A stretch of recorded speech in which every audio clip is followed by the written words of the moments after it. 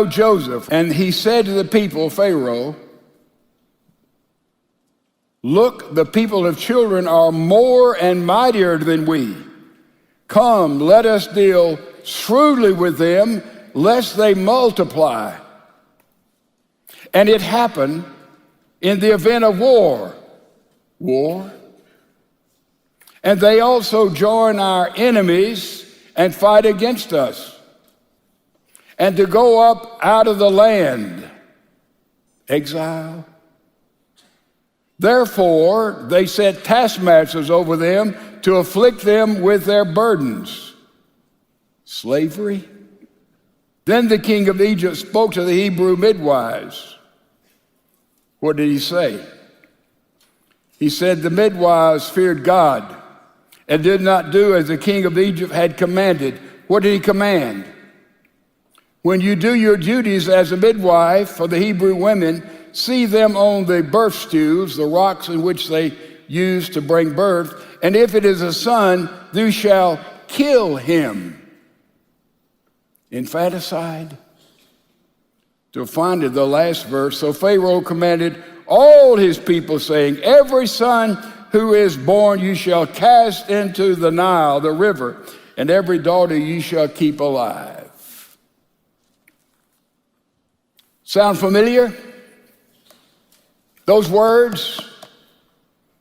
We look at ancient Egypt and we say, what a horrific land that is. Infanticide. A child is born, throw him in the river.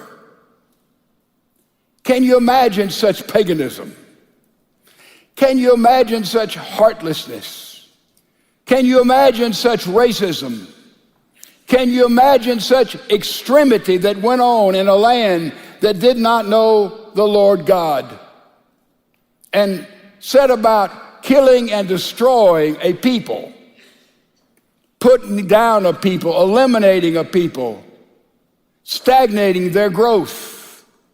Can you imagine such a place ever existing on the earth as that?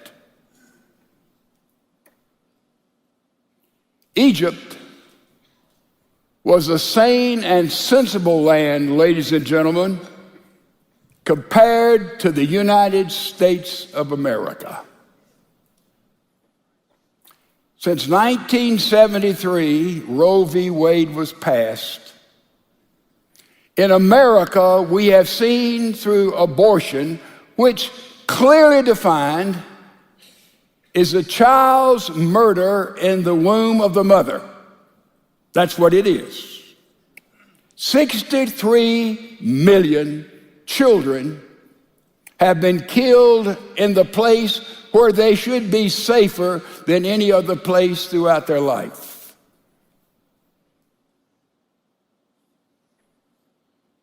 You say, that's a lot of people.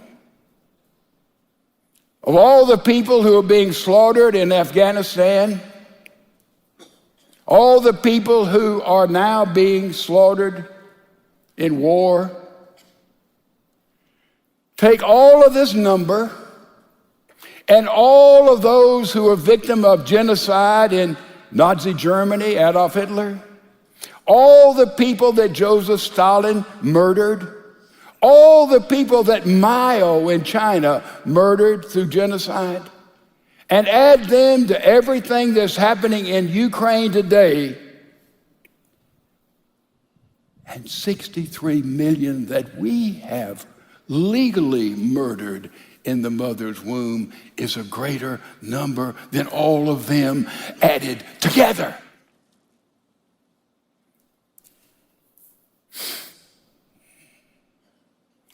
Before I get into Roe v. Wade a little further, let me say something parenthetically over here to those females who probably at an early age, not understanding the ramification of pregnancy and life, had an abortion.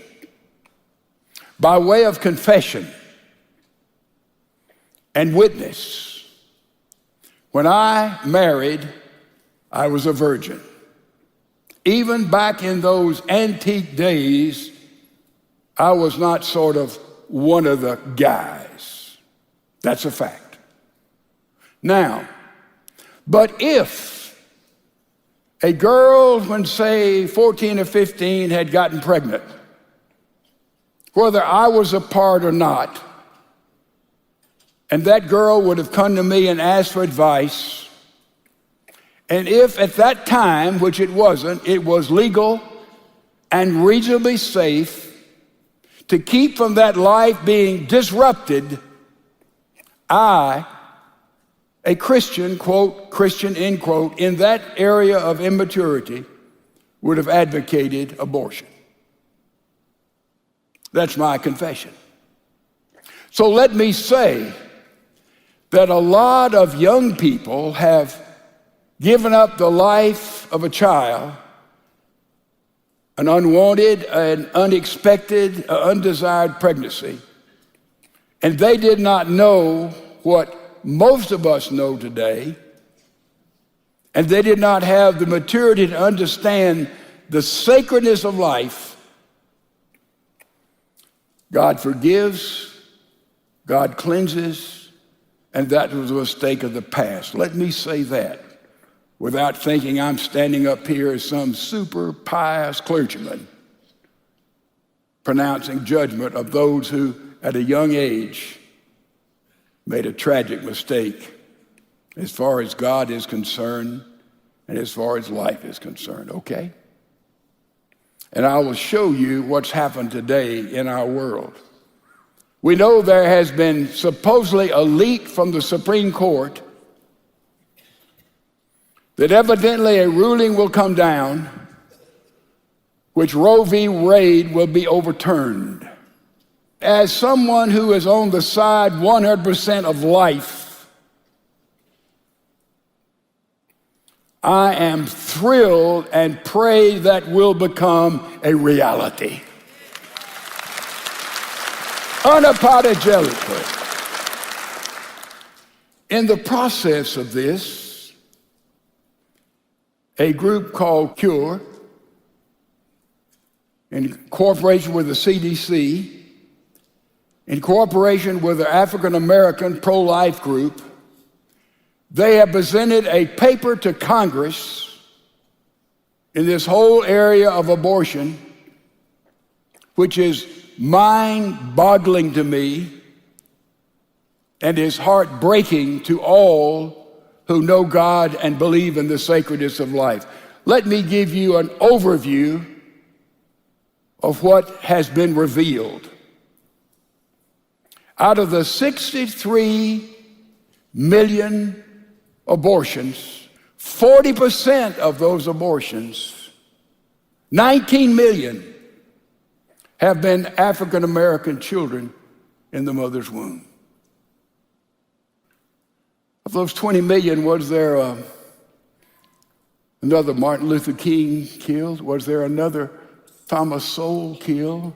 Was there someone there who could have led us out of the bondage we find ourselves in as Americans today? Was there someone there who could have made such radical difference in medicine, in research, in the political area? There's 20 million. You know how many people 20 million? 20 million is roughly the population of the state of New York. Killed before the life left the mother's womb. Planned Parenthood. Oh, it's a great title. You know who founded it? Margaret Sanger. She is the philosopher of eugenics. What is eugenics? It is the fact that you suppress different races. That's what Hitler did with the Jews, suppress an unwanted group people. And that's exactly what has happened today to a whole fabulously gifted group of people who are part of our America. Do you realize what that means? It means that there has been a hidden racism operating in America to suppress a whole racial group of people. Where is parenthood located in America? Right up next to the minority areas. It is the hidden racism since 1973 in America, and it has been carried out under the banner of civil rights, as if it is a civil right for any mother. Oh, I can own my own body. Ladies and gentlemen, let me remind you of something. Life then and life now is sacred. It belongs to God, and when conception takes place, it no longer is under our auspices.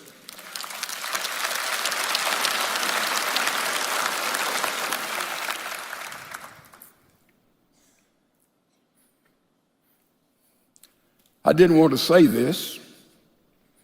Very hurtful for me because I'm a patriot. I love this land. I have sung from the top of my voice for a lot of years. Hard for me to say this. Listen to it carefully, take it home, think about it. I'm having a hard time singing God Bless America. Oh, why should God bless America?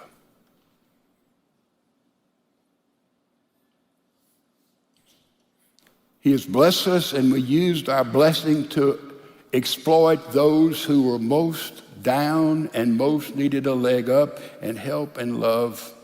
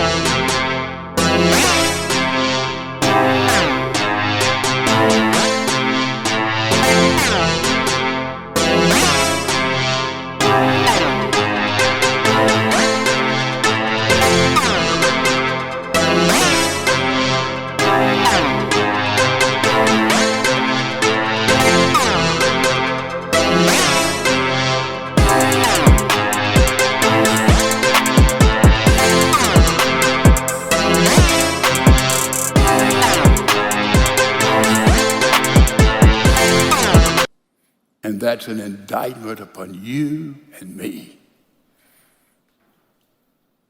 But the great tragedy is, in America, we're voting on life, ladies and gentlemen. We're voting on life.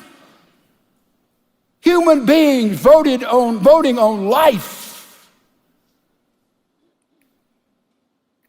May there be a wake-up call all over America as we in this church stand for life. Say it with me. We stand for life, life, life. And we do not apologize for it because life is a sacred gift of Almighty God.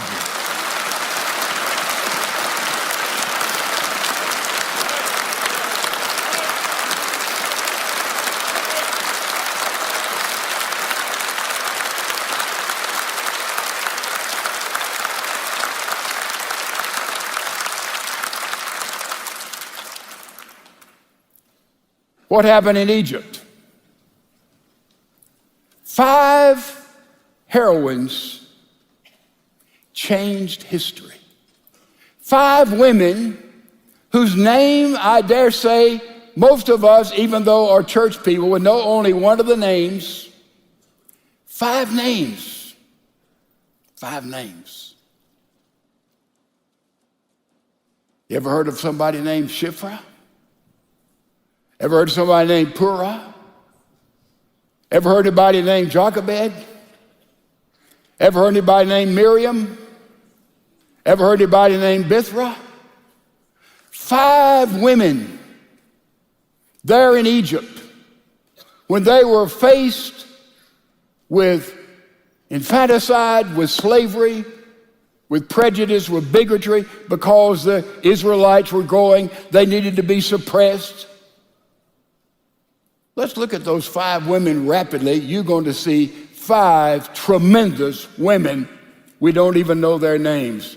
Look back. It said, Hebrew midwives, of whom the name of one was Shiphrah, and the name of the other was Puah. And he said, when you do the duties of the midwife for a Hebrew woman and see them on their birth stools, if it's a son, you shall kill him. It says, but the midwives feared God. What did they do? They had faith in God. It said they feared God more than they feared the government. How important that is today. But the midwives feared God, verse 17, and did not do as the king of Egypt had commanded them, but saved the male children alive. So the king of Egypt called for the midwives and said to them, why have you done this thing and saved the male children alive? Now they had faith, and that gave them courage, right? Faith gives us courage, faith in a living God. And the midwives said to Pharaoh, because the Hebrew women are not like the Egyptian women, for they are lively and give birth before the midwives can come to them. Therefore God dealt with the midwives, and the people multiplied and grew very mighty. And so it was, because the midwives feared God, that he provided households for them. You see the pattern here of this first woman we're honoring? She had faith in God. Because of that faith, she had courage to stand up against Pharaoh and his edict. And then she had what? Creative thinking. Creative thinking. She told Pharaoh, look, these babies were born before. Some was true, some was not true. You see how God used these 2 unnamed women who were midwives. And look at the next one we come to. It says, and a man was born in the house of Levi, and when he took his wife, a daughter of Levi, and the woman conceived and had a son. Here's 2 believers, tribe of Levi. She was pregnant. They were married, nuclear family. And can you imagine during that pregnancy when the edict of Pharaoh was, if a male child is born, throw him in the river? Can you imagine what they prayed for? Oh, Lord, give us a female. Did you see that? Not a male. Oh, Lord, give us a female. But a male child was born. And when she saw that he was a beautiful child, the word beautiful there means sort of a special gift. And she hid him 3 months while she nursed him. But when she could no longer hide him, she took an ark of bulrushes and put the child in it and laid it the reeds by the river banks. A woman of faith had courage, planned for this baby, and she did exactly what Pharaoh said. Throw the child in the river. And she did. She had faith, she had courage, and she had creative thinking, this mother did, this Jochebed. And then we have another fabulous, fabulous woman. That's Miriam. Miriam was, in all probability, the older child, already born. Aaron was another child of hers. And the sister, Miriam, from afar off to know what should be done, the sister followed that little ark into the Nile. Then the daughter of Pharaoh came down to bathe in the river, and her maidens walked along the riverside. And when she saw the ark among the reeds, and sent her maid to get it, and when she opened it, she saw the child. Here's Miriam. Watch it now. 10 or 12 years old. She goes down there to watch after her 3-month-old brother that's been born, knowing that if they find out, he would be drowned in the river. And she watched, and Miriam had to discern from Bithnah. Who was that? That was Pharaoh's daughter. That was the princess. She was bathed. How she would respond to this unwanted death sentence pronounced on this Hebrew child. She had to read the the princess to see how she responded. And when she opened up and the princess responded positively, knowing it was a Hebrew child, that's when Miriam, boy, what faith she had in God, what courage she had, a 10 or 12-year-old, and what wonderful creative thinking she involved. She went down there then, and as the princess must have held the baby, she said, "Do you want me to get a woman to nurse this child?"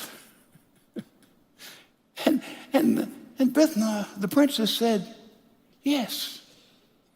And Miriam went back home and said, "Jochebed, Mom, come down, we've got an assignment. You're going to have to nurse the baby." And by the way, the princess said really carefully, "I'm going to pay you for it." What a deal. How God works in this world. And so Jochebed went down, got the child, took it home for about probably 5 years till the child was weaned. Train up a child in the way that he should go, and when he's old, he'll not depart from it. In those 5 years, that mom built principles of God in that little baby boy. And then what about Bithna? Hey, somehow the understanding of the sacredness of life from the Hebrews and their God, whom she'd seen all of their life, they worshiped, and how they were blessed because they were true worshipers. She had faith in God, and then she had courage to go and wait those 4 or 5 years until the child was weaned. And then the mother gave up to the princess, knowing she could not bring up the child in Egypt. And so the courage of Jochebed to give the baby to the princess. And then the princess had the courage to, with some critical thinking, navigate between this despotic Pharaoh who pronounced a death sentence. And then Moses was taught the highest form of education, the highest form of military strategy. He got a background in Egyptian culture, which was second to none at this moment in history. And by the way, it was Bithna, the princess, who named Moses, and the name Moses means to be brought out of. To be brought out of the river. And Moses later on lived up to his name, and he brought the children of Israel out of exile into life in the promised land. How God works in the world, ladies and gentlemen. These 5 women had courage, had faith in God, and that faith in God gave them courage, and that courage gave them creative, critical thinking. And all of a sudden, what is the result? You have Moses, who was the most important person on this earth, between Adam and in the garden all the way to Jesus in Bethlehem. Moses was the number 1 person to all humanity. And see how God preserved life through these 5 individual women who had faith in God. They had courage, and they became creative thinkers. Motherhood, the feminine world, the giftedness that is here. Victor Hugo tells a story of a vicious battle that took place. It lasted almost 4 days. At the end of the battle, a captain and a sergeant was leading out of the battle a platoon of soldiers. They were in heavy woods. The captain looked over and saw some bushes moving, and he said, "Sergeant, see what's behind those bushes." The sergeant goes over there and goes into the woods and brings out a shivering mother holding 2 little children. For days they'd been there during the battle in hiding. The children were fearful, and they were cold, and they were all obviously starving. The captain said, "Sergeant, give them something to eat." The sergeant reached into his pack and pulled out a little loaf of bread and handed it to the mom. And the mom took the bread and divided it 2 pieces.